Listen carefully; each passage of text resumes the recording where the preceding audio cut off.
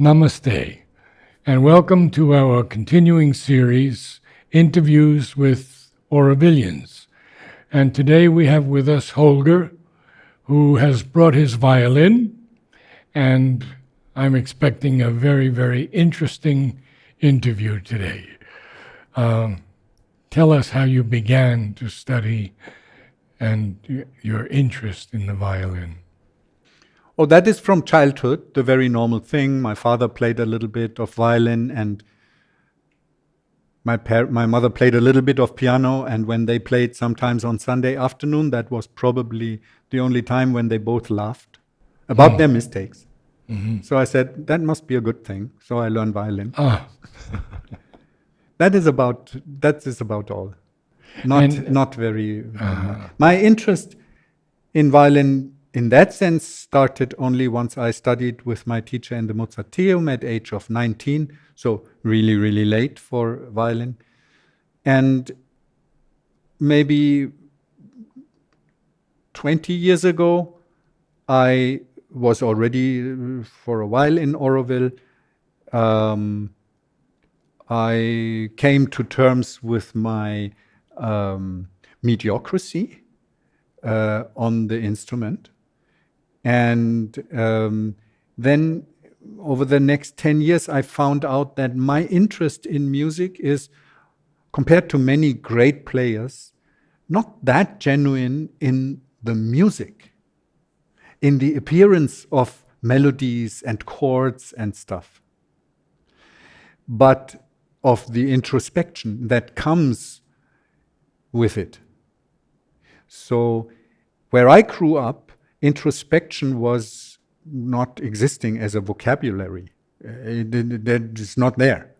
It is after the war in Germany, where it is about to not have ideals, not have all these fuzzy things, but money and cars and material and success in order to get that. Success was a very important word in my growing up, but it was not successfully looking inside yourself. What use would that be? So, because I have that in me, to some extent, I could not place that anywhere as a young man. So, to play music would be the closest to it. So I said I become a musician because that allowed me to be with myself and working out how things are inside, and this crossover. Something is out there, but apparently it's also in there, because that's what music is. Yeah. And this rather enigmatic out and in, I would be very interested in. So that's why I became a musician. And playing concerts was never for me that exhilarating experience. Even not going to concerts, also not. Because that seemed to me only a necessary byproduct of that inner research. And I met and played with very good musicians that are really different. They are just happy as long as they can play some guitar or some bass or whatnot. Just let's play. Why would we talk? Why would we do anything else? We just play. And I'm like, really? Why? Why would you not introspect? Yeah. At least talk about possible introspection. Yes. Yeah? Meaning of things and all these things, where the mind can get quite not so beneficially, can get quite lost. And I did get lost. Now it's getting a little better. But the music was, in that sense, really my inner growth thing. And so in the last years, I developed that a little more by trying to understand that the music comes from an inner image, actually from various inner images that are less visual. Of course, an auditory image that you would say, I hear that note, or I hear that interval, or I hear that succession of notes, or that progression of intervals and chords, getting progressively more and more complex and difficult to have an inner image of that, auditory image. But then, even if you would have that, you still cannot go to an instrument and play it. Why is that so? You may be even able to sing it, but you cannot go to any instrument and then it comes out from the instrument. Because for that, the body has to do it. And the body also has to have an image. What image is that? Is a body sense imagination that has to be developed. Without that, I cannot play my instrument. And only when that is extremely precise, I can play my instrument exactly as my auditory image requires it. Sometimes the auditory image has to be sharpened. Like, do you really know what note you want to sing here?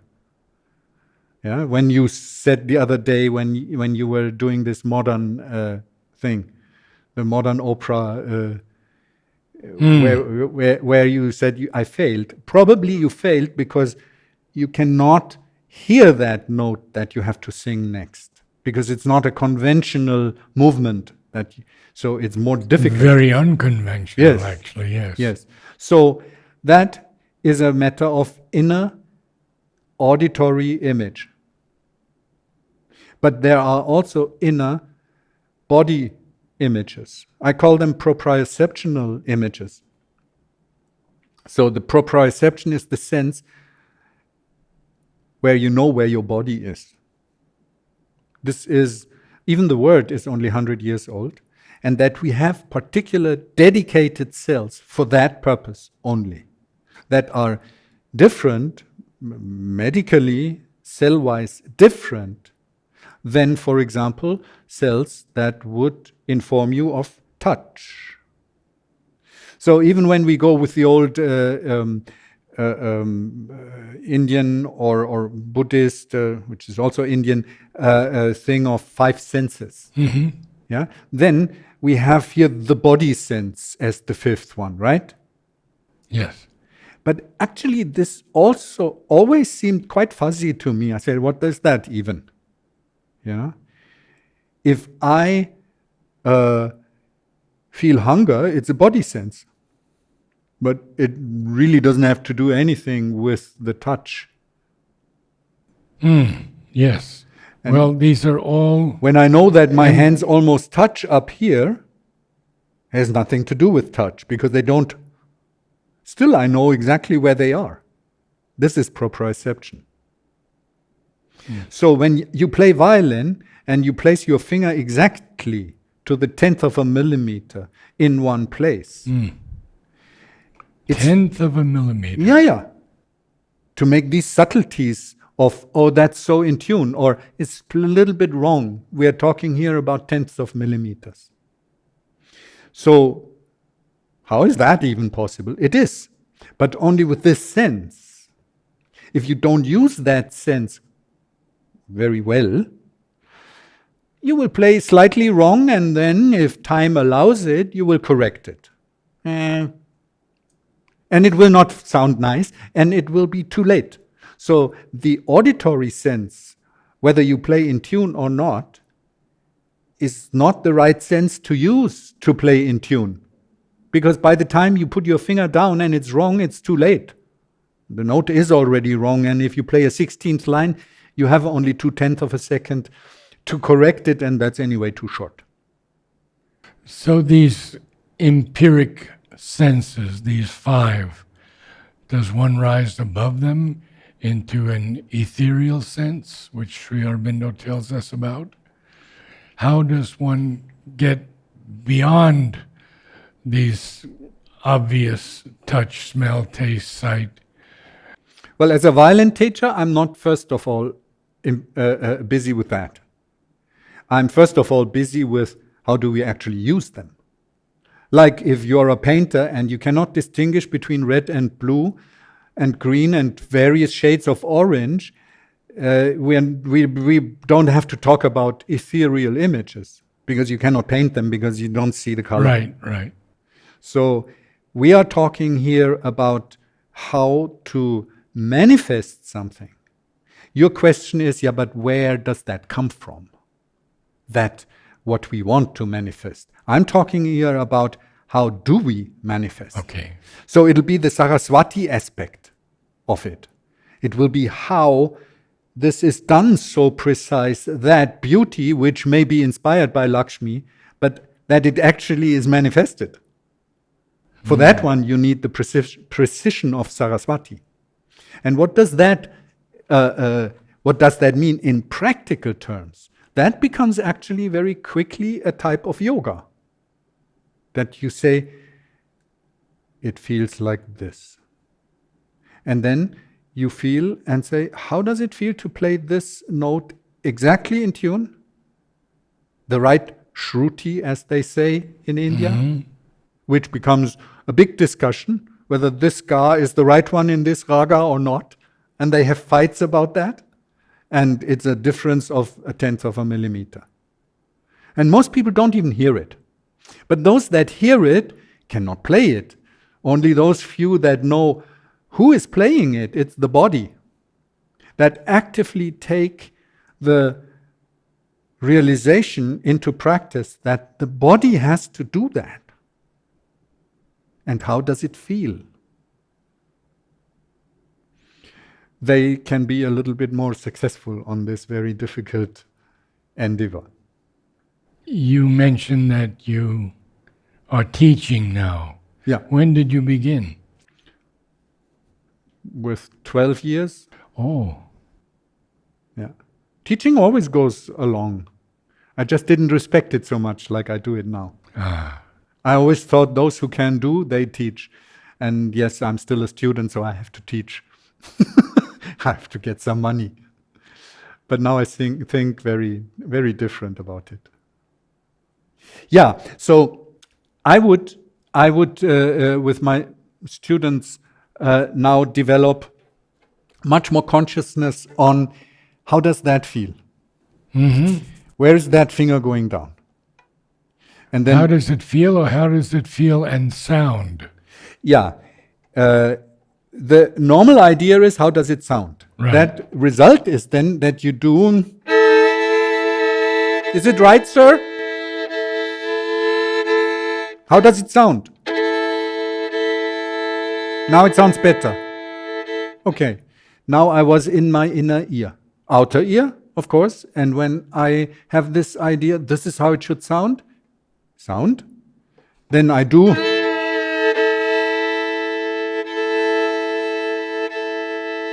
Until it's right. And then I said, okay, got it. Hopefully next time it's faster. And then you study that for 10 or 20 years and you still don't play in tune. Because you are not looking at the crucial point once you have found, okay, this sounds right. I think it's in tune. At that time, you must say, how does my hand feel? Because when I take this down and put it back, it must feel exactly the same. Otherwise, I have to again find it. But I don't want to search for it. I want that it is right. And the ear will not know it, but the body will know it. And that's not esoteric at all. It's quite direct, the experience, sense experience. Only it's a sense experience that is generally not sharpened enough. And for those who can do, by inexplicable talent, they do that and they don't talk about it. They don't know that they do it. I often hear singers and instrumentalists who are just a little bit flat or a little bit sharp. And I can't even gauge how much it is flat or sharp. Yeah, but you can learn that. You can learn that. Yes, it's quite quantifiable.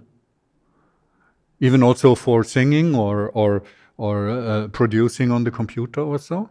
So generally we are talking here about when we have a half tone. This is a half tone. This distance. Or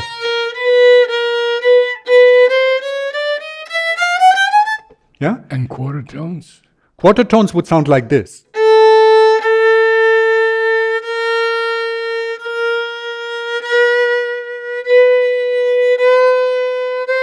Can you hear? Yes. So this is about a half tone of a half tone, a half of a half tone, then we call quarter tone. Yes. But because this is still quite crude, as you can hear, there's a very obvious distance between and this one. Yes. It's not on the piano, but you can very well hear the difference. So we do generally, scientifically, we cut that in 100 pieces, a half tone. And we call that cents, like the dollars and the cents. So it's a hundredths of a half tone. Now when I play that, you cannot hear it and I cannot hear it. I'm not sure. And that was maybe 2 cents. I don't know. I do know 10 cents. And when, like from one tone to the other. Something like that. And when you hear 2 notes at the same time that are very close, like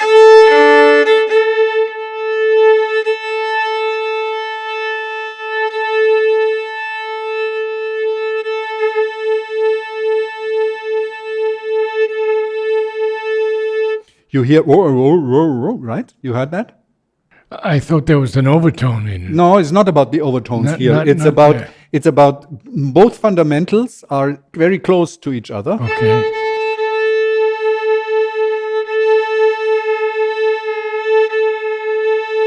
And then you get a wobbling. It's called beating. That's what piano tuners use to tune their piano. Ah.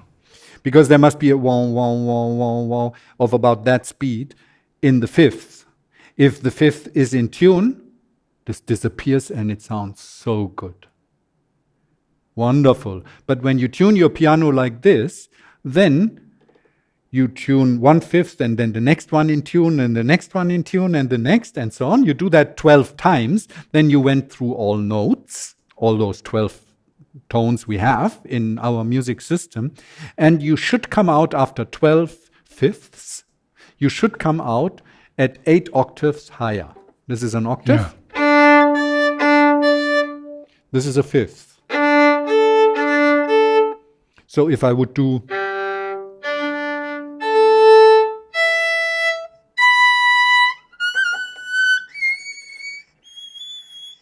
and so on, don't have the range, cannot show, but if I do it 12 times, I come out at the note where I started. And that should be 8 octaves higher, and it is not. We come out mysteriously a little bit too sharp. And that was puzzling already Mr. Pythagoras in Greece. And he says, why would that be? So he started to do all the math about it, because he was musician and mathematician. And he found that exactly how much too high we come out when we make proper tuning of fifths. And that became famous as the Pythagorean comma, which is, I don't know now, you can quantify it, some 20 cents or something like that. Significant. And in order to tune a piano properly, therefore, you have to make every fifth a little bit too small, out of tune, in order to have the octaves at least in tune. At the end, yes. And there are other tuning systems, like have the octaves a little stretched so the fifths are more in tune. But you cannot get in this universe, out of this predicament that intonation is an open system, not a closed system. That means it is fundamentally impossible to play music all the time in tune. Good news, a violinist student can say, because I cannot not play in tune anyway. So if this is even theoretically impossible, then why bother? And that's actually, it's a similar question as we cannot do good in this world. It's true. We cannot. There is not that one thing you do and then it's good. It'll not work out. We know that. Not only because we are too weak or imperfect as beings. No, it's very well explained by Krishna to Arjuna. You can forget about that. It's not possible in this creation. And then comes the question here, then why do it? Well, still you strive for it. So perfect intonation as a direction is required. It's even your duty. But as a location which you can reach, it's an illusion. So as a violinist, you want to do that quite consciously. For example, if we do this,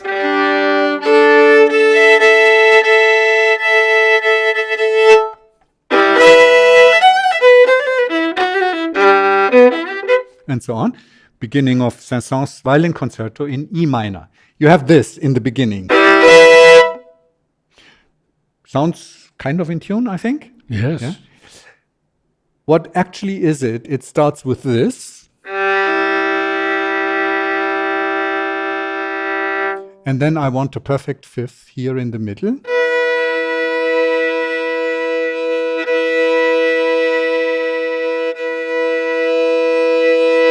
And then I have to open E string, which I cannot change.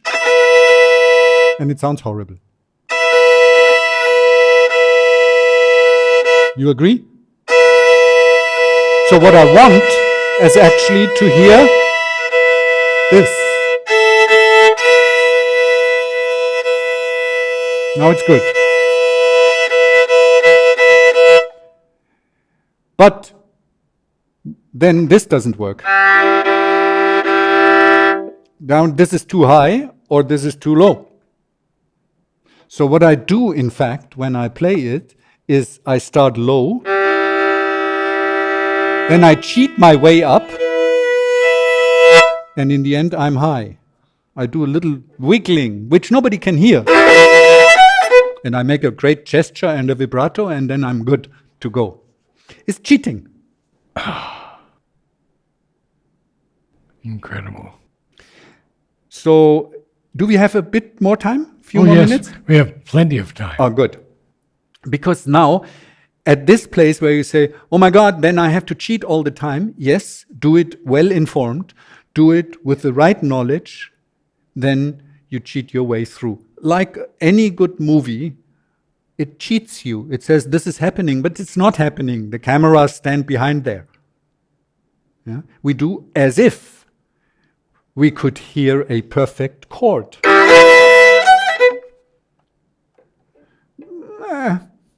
Lots of things are going underneath the hood. Interesting. Good. So, where does that experience then from, yeah, but this is right. Where I said this fourth here, this interval is called a fourth. When does it feel right? Who did tell me that? Somebody in school, or is not written on it? How do I know that this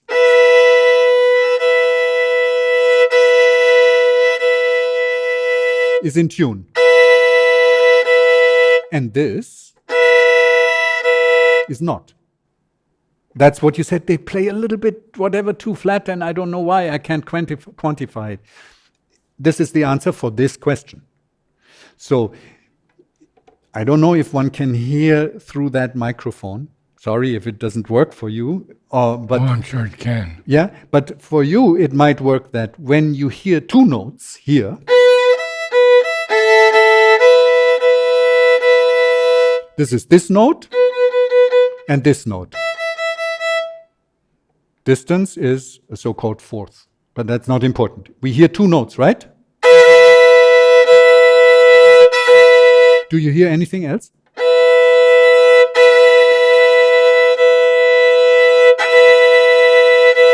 You don't? It's quite loud. There is this note also. No. which is not this note. It's the octave below, which you hear. It's sort of humming.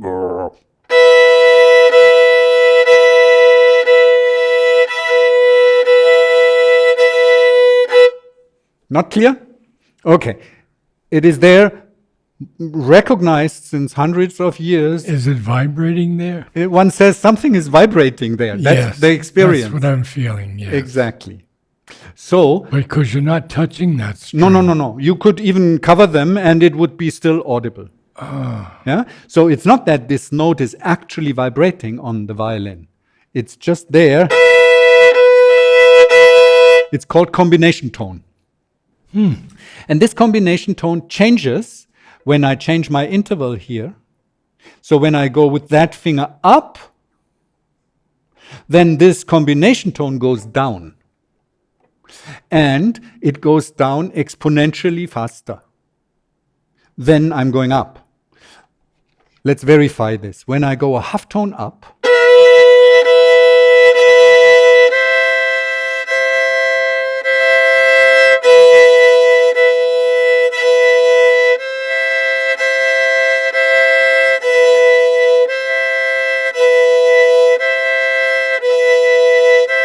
can you hear that low stuff? It does.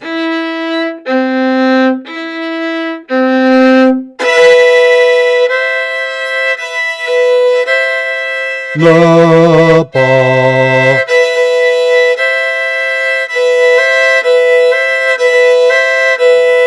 You got it? Very good. And if I go another half tone up,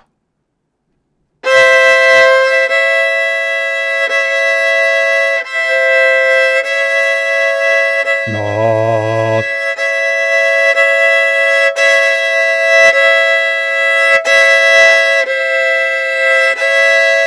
So actually the line is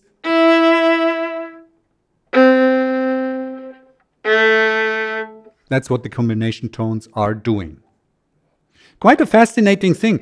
Really? If they are doing that slightly out, the whole thing sounds bad because it's not in this harmony anymore of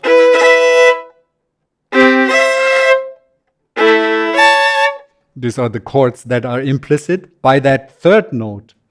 So I got very interested in that. Tartini, a violinist from 1700, I think, he already... Tartini. Yeah, yes, I heard. Yeah, Tartini already mentioned that. It's a very excellent tool for violin training, good intonation. He said those combination tones show you how it has to be right. Good. So I said, where are they? I cannot stop them, and I'm also a bit of a sound engineer. I have a studio, so I said, let me record it. I want to analyze that with a computer. Turns out they're not there. Yeah, that face I also made. When I saw that, I said, but I have to be able to isolate that sound. I take strong filters, I cut off the notes that I have been playing, those two notes, and I can hear my my low combination tone. I can hear it well. Then I cut off those two upper notes, and the combination tone is also gone. And then I was really interested. I said, wow, I can clearly hear it. Tartini talks about it exactly like this in already 200 years ago. I can speak with any musician and say, can you hear that? It's this note. It's very definable. Yet it is not existing. Yet it is not? No. Is it? It's not there. It's not there.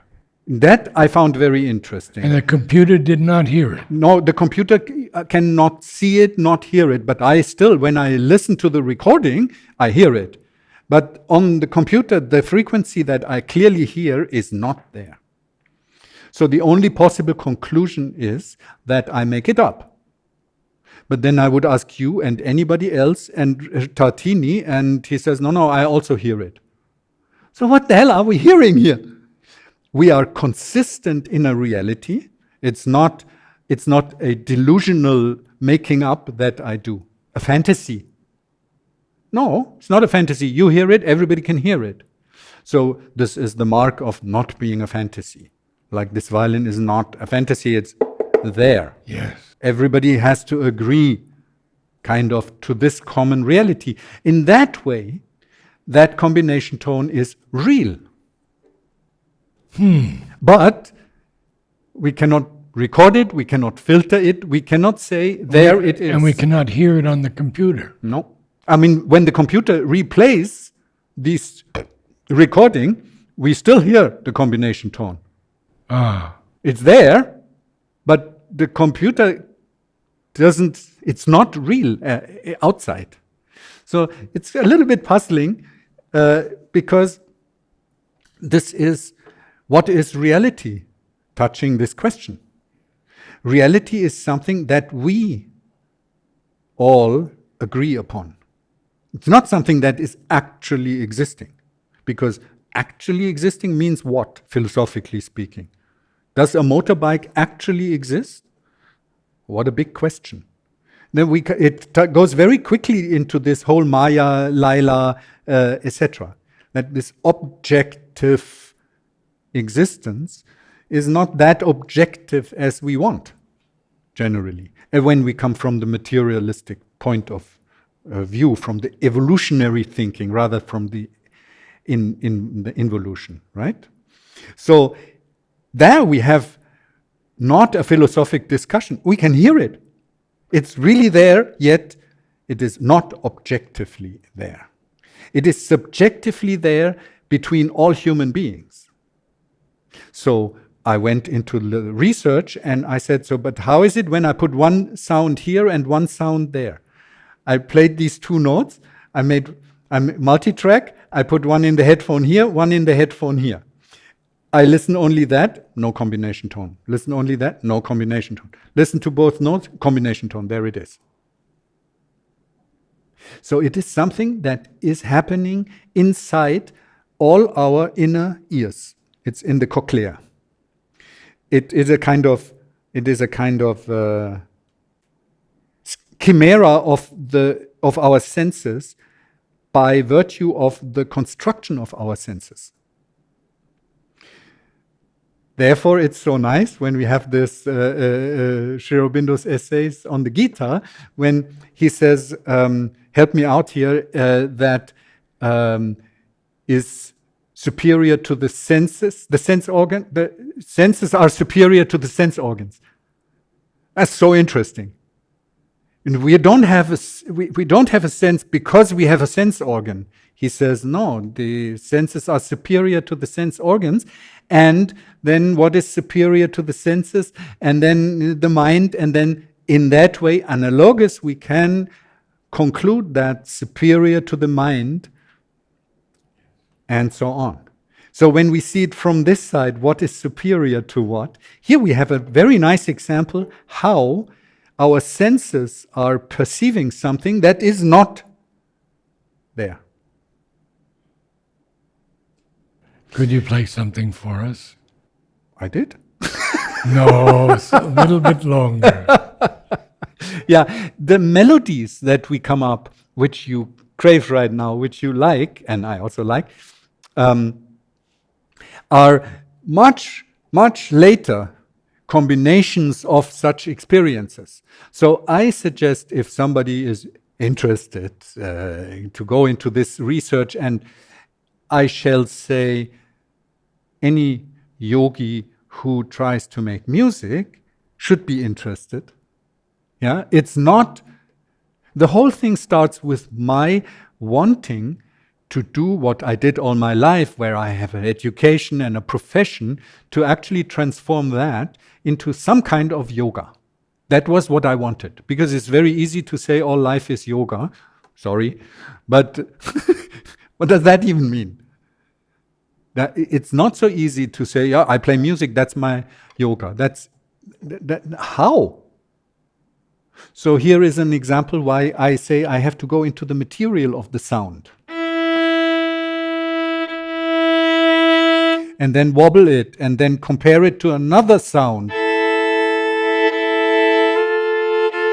Now something changed in my senses, in my sense organs, in my senses.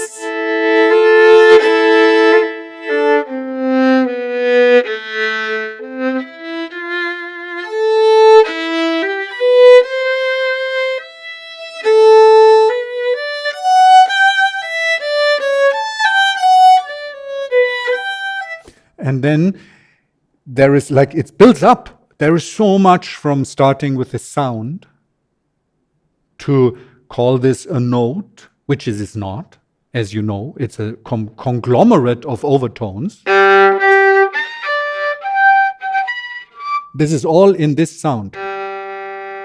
Yet we collapse it for sort of convenience. We collapse it to one experience, like something we could hold. But actually it's a whole flute of things. And we simplify that, and then we find that, oh yeah, it's this one, and maybe we can find it and sing it. And then when we add another note, it also has all those overtones. So it's another experience of a complex kind, collapsed, folded into one thing called D.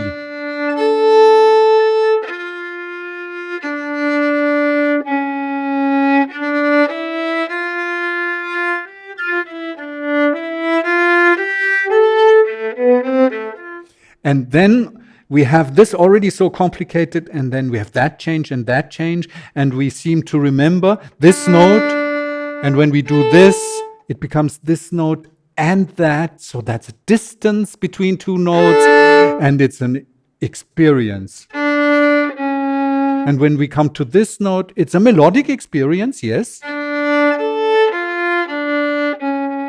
but more than that, it is also that certain notes have more importance in the context than other notes, so suddenly this note goes out of this context. This la di da di ba, no, right? Doesn't fit there. Well, because no. I want to go there. La la di da, right? Yes. So that means there is unspoken contextual experiences of a note. So we have another piling up. Here we come in with what harmony is, that we have D minor and then A major. La bi ba da da dia bi da da dum, and so on. Yes. And it goes on quite another number of things before we arrive at what a fugue is. This was, as you know, the beginning Yes. of the art of the fugue. And it's so many layers of perception. And it slowly goes into mind and reflects in the emotion. It's an endless science, completely endless science, like the science of consciousness. And therefore, when you study music in this way, I can say then it is yoga. Because it's actually observing all these things, all these various layers in your consciousness. And that's very educative. It's also much fun, but it's also very educative, yogically speaking. Marvelous. Thank you so much.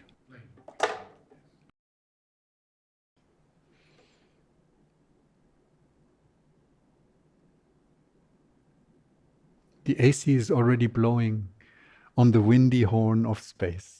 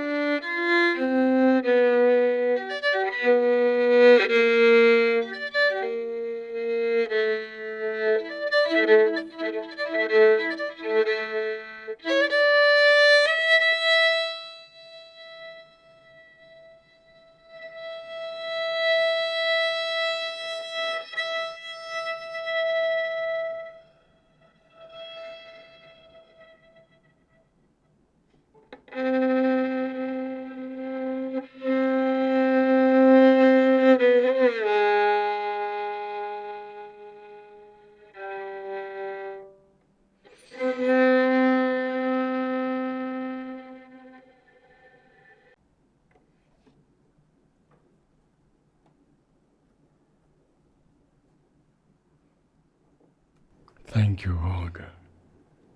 You're welcome. Namaste all. Thank you for attending.